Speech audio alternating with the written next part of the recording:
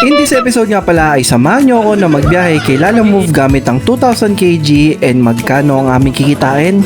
Tara, samahan nyo ako sa adventure ko. Sa Lalamove?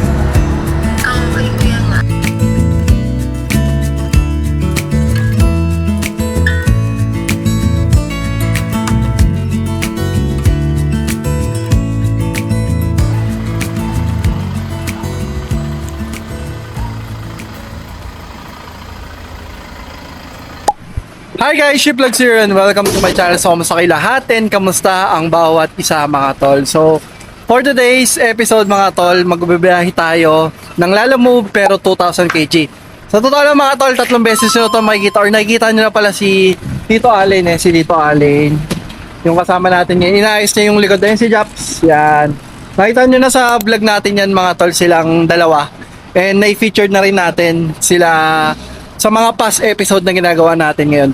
So ngayong araw, magbabiyahe lang tayo and let's see kung magkano yung kikitain natin. And para to sa mga nagbabalak or nagbabalak mag-apply sa Lalamove na 4 wheels and especially sa 2,000 kg na ginagamit, itong Isuzu Travis. So ngayon, samahan nyo lang kami sa aming biyahe and may booking na ata. Tingnan natin kung ano mangyari. So medyo excited ako dahil ang tagal kong hindi nakapag-feature ng ganitong vehicle ni Lalamove. Tara! Hello ma'am, good morning po sa Lalamove po. Sa ano po ma'am, yung papunta po ng Paranaque, early. Actually ma'am, nandito na po sa pin location po.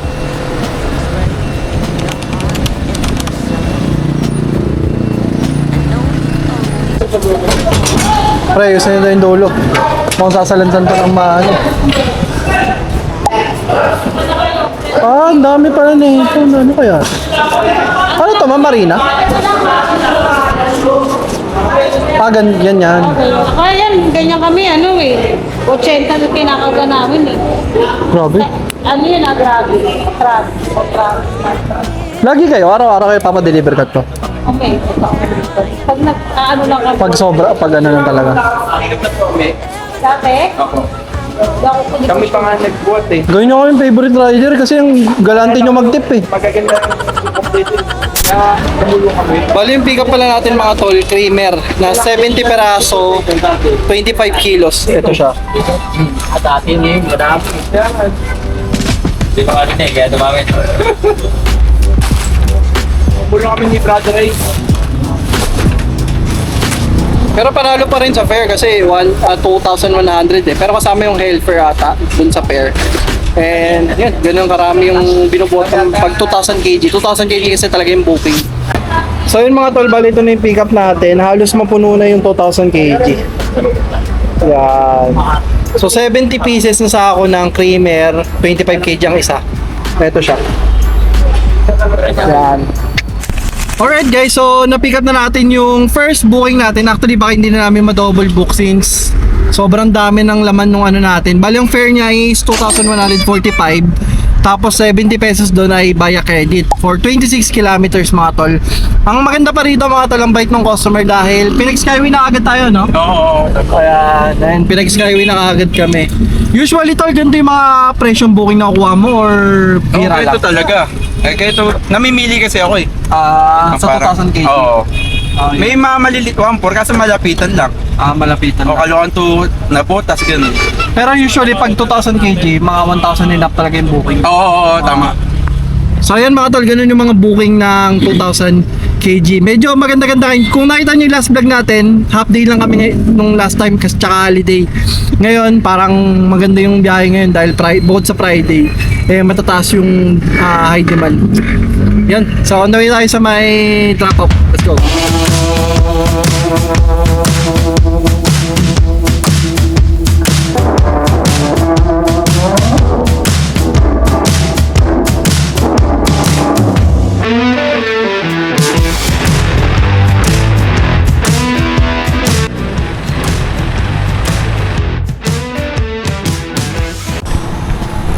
Gagi mga tol, dito lang kami sa drop-off location and ano oras ba tol?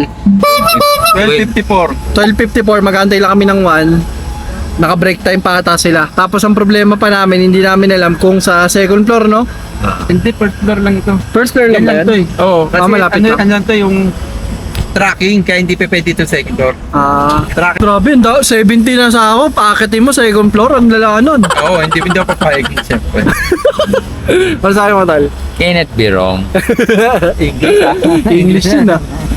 So antay na kami hanggang 1 mga tol. 12:54 naman na 6 minutes lang. Mabilis naman yung biyahe Yossi namin break kasi. muna.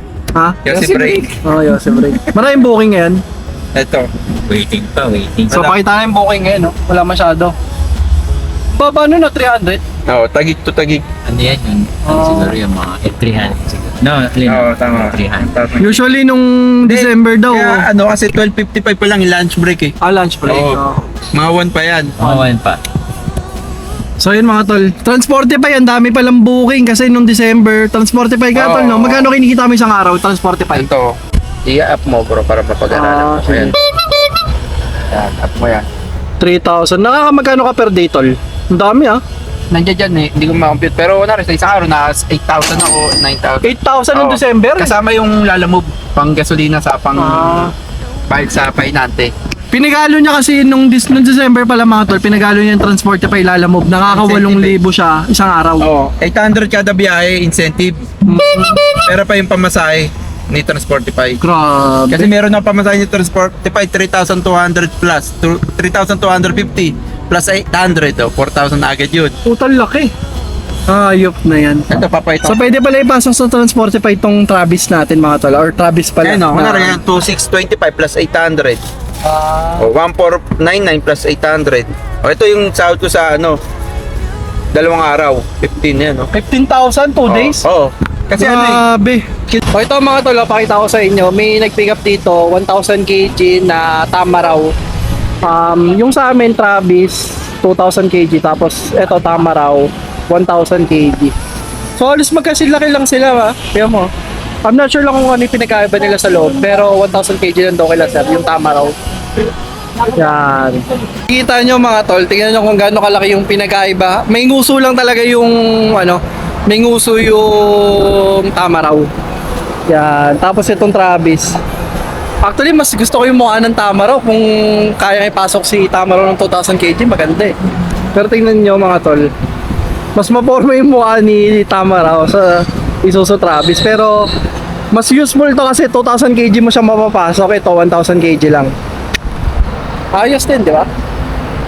At this point, kala namin magiging smooth yung drop-off namin pero halos 34 minutes na kami nag-aantay at wala pa rin nag-pick up sa amin. Uy, the-drop dito ma'am kasi hindi na po kami biniligan ng lalaki. Hindi pa kayo. Doon lang Opo, yun naka- sa Lason tayo. Opo, naka ano na po kami, 34 minutes. Kasi pag ano po ma'am, may waiting time na po kasi to. Kasi nag-ano sila, ba't wala kayong dalang resibo? Po? Wala kayong dalang resibo. Hindi po ata na ibigay ma'am. Dito nalaman namin na kung bakit tayo i-receive dahil wala daw kaming dalang resibo, which is dala pala nung isang tao na dapat kikitain namin dito. Resibo. Wala rin. Kaso hintayin pa namin ma'am, yung may ako na receipt. Sige po kasi may waiting time na to ma'am. 30 Magcha-charge sa kami ma'am ng 30 minutes. Pagdating sa mga extra charge, kausapin mo lang maigi yung customer na sabihin mo or explain mo na maigi kung bakit kayo magcha-charge ng extra dahil sa mga pangyayari. After ng mahabang pakiusapan, ni-receive naman nung drop-off, naantay na lang daw namin yung may dala ng resibo. So yun mga tol, after 40 minutes, ngayon lang namin ma-drop yung ano, yung mga items kasi naantay pa yung resibo. Pero sabi ni sir, receive na lang daw. Yan. 70 na sa ako to mga tol, ang dami. yan. Arangan mo na, sa taas. Yan. Kaya pa yan? Wala. Yun. Ano na lang? Sobrang nahirapan nga kami sa pag-drop off nito dahil dumudulas talaga yung mga sako.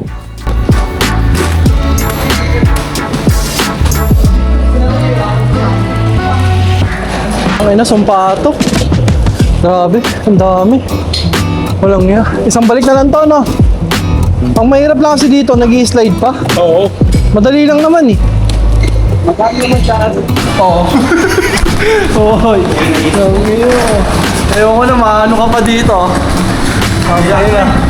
Hilak ko na. Nakalak na yan, oh. Ang ina, dulat. Kaya na isang booking pa lang namin mga tol. Kaya na parang gusto ko nang tapusin yung vlog eh.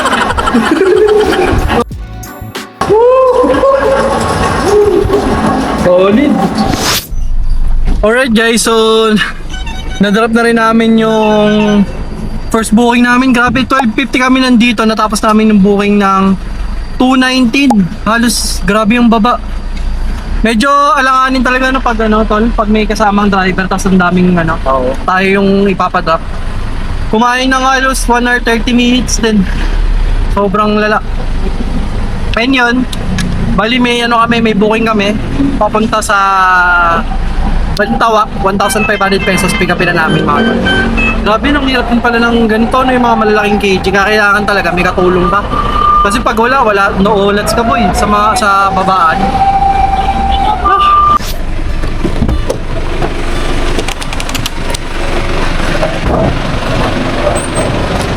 Boom! Hindi, joke lang. Kayo ba si Jacob, sir? Ah. Ganito po kasi po ship lang. Oo nga. Go ship! Let's do this! Alam mo talaga.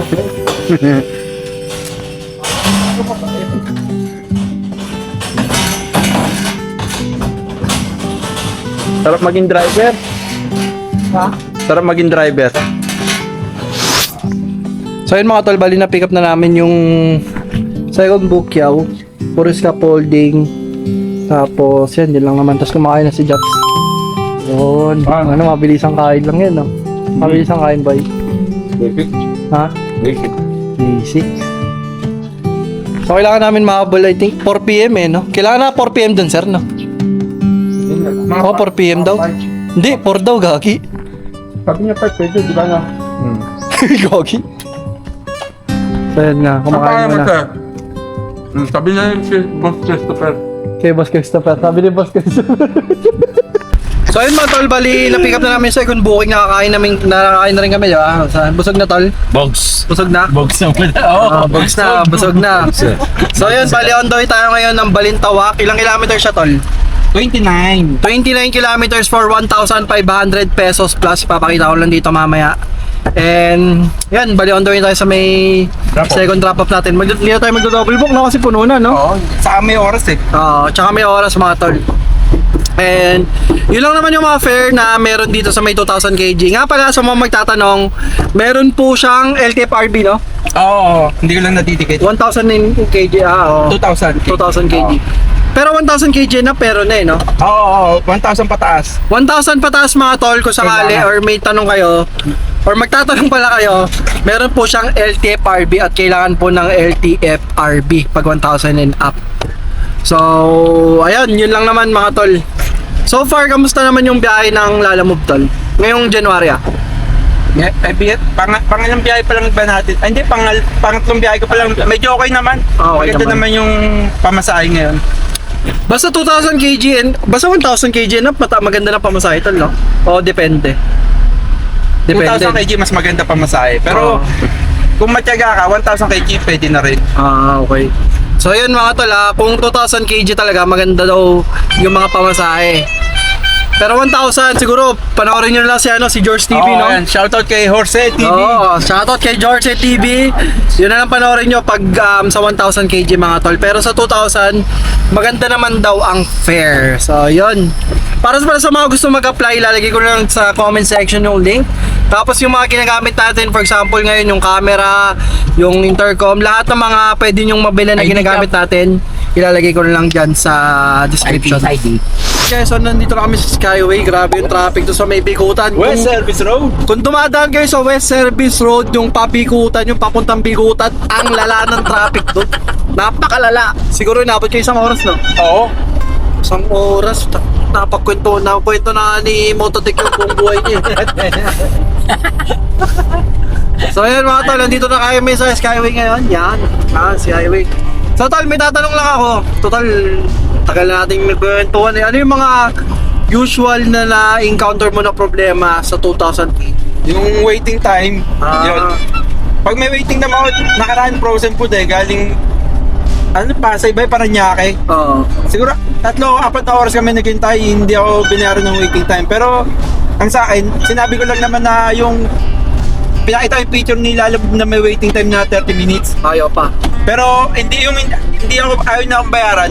Inalisan ko na lang, hindi na ako naipagtalo. Pare-pares na kami ma-high blood. Sa bagay. Ang sa akin lang naman, masabi ko lang naman yung waiting time, okay na sa akin yun. Oo. May mga ganun talagang customer mga tol. Kung nakita nyo yung unang episode na ginawa natin dito sa may 2,000 kg, ganun na ganun yung scenario, pinagantay kami ng matagal tapos hindi kami binayaran ng waiting time. So, actually kahit sa motor nangyayari yan. So, yun yung mga usual na nangyayari or mga nagiging problema ng mga gantong 4 wheels, yung waiting time na sobrang tagal. Katulad kanina, buti ka mo kanina, binayaran tayo ng waiting time. So, kumita pala tayo doon ng 2,700 pesos. Pero syempre, minus mo doon yung toll fee na 207, Saka 120. saka 129. So, yun lang naman mga tol.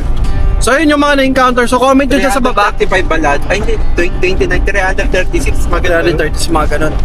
So, comment dyan sa baba mga tol kung ano yung mga usual na na-encounter nyo na problema. Tapos, para to rin sa mga nagbabalak na ipasok yung mga sasakyan nila sa gantong larangan mga tol. Para at least may mga idea na kayo sa mga nagiging problema ng gantong sasakyan.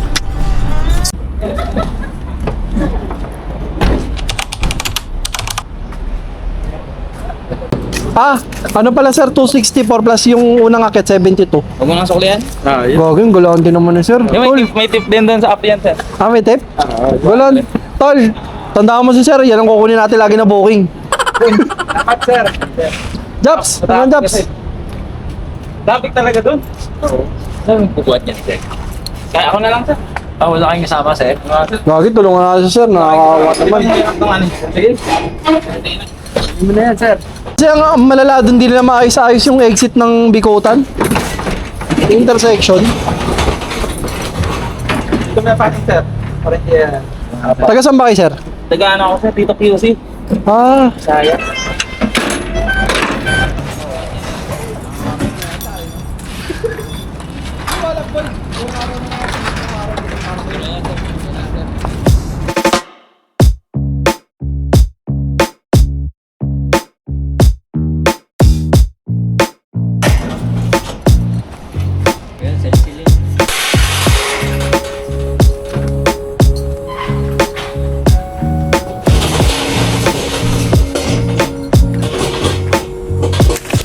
So ayun mga tol, bali na-drop na namin yung pangalawang booking. In time check, it's already 4:43 na. Nag-start kami. Anong oras tayo nag-start tol?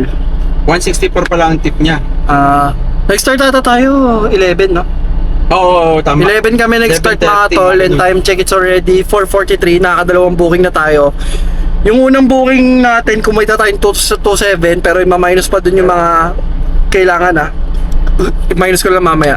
27 minus Ito. 129 minus 27, 207, 2364. So 2,364 malinis sa amin pero hindi pa bawas dun yung commission nila alam of the 20%. Yun yung cash na hawak namin. Tapos ngayon, kumita tayo ng 1,590 plus 500. Binigyan tayo na 500 na cash. Pero ima-minus mo dun yung, ano yung ma-minus mo dun tol? Yung 60 pesos na entrance. Tapos nahingan ba natin dito yung nahingan mo yung 60 pesos 60 na hingan.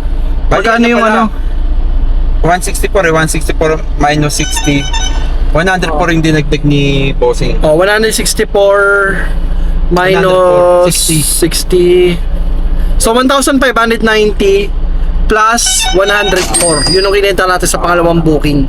Pero hindi pa rin labas yung yung tag dito commission nila, alam mo pa tol, nandun pa rin yung commission. Commission nila. Kung makikita nyo mga tol, ang dami rin palang booking sa Transportify Quezon City to Quezon City, 743 pesos pero scheduled. Ayun, daming scheduled yung kulay green tagig.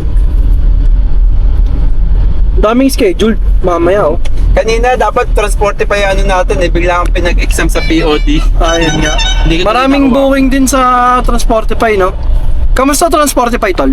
maganda yung lalo na pag meron siyang incentive na bibigay sa'yo. Mission. Mission. 800 kada booking. Pwede ba ipasok ang minivan sa Transportify? Pwede. Oh? Yata yun parang siya sa SUV category. Malaking pair. Oo. At least may pagpipilihan ka, lalamog sa Ayan mga tol. Transportify. So ayun mga tol, para sa mga gusto mag-Transportify, baka meron dyan, nagbabiyahe ng Transportify, gusto magpa-picture sa atin, PM lang kayo sa page Alam mga na. tol. Sayang yun, ganda yun.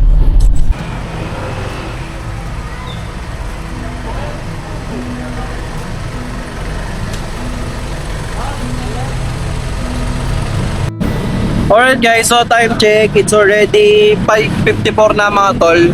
And hindi na rin kami nakakuha ng booking mga tol. And yun, bali 2 booking lang na natin. So tingnan naman natin kung magkano yung gagas na nakapuntang method kasi si Ali. Tingnan natin kung magkano yung nakonsumo natin na gas. Kaya nagpapagas na. So check natin mamaya. 400. So nagamit niya pala to mga tol, bali 67 kilometers ata yung nagamit niya doon sa may full tank.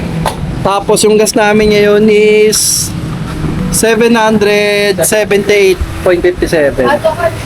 Yan. So 778.57, 14.9 kilometers. 378 ang diesel natin ngayon. Okay? 378 kasi 400 yung nagamit namin yung ginamit ko to. So yung biyahe namin ngayon mga nasa 378 lang tao talaga kung hindi niya nagamit na no. Kaya, Fully aircon pa to yung ginamit ko kasi. Pati yung likod. Malakas to pag may binubuksan yung sa likod. so yun mga tol.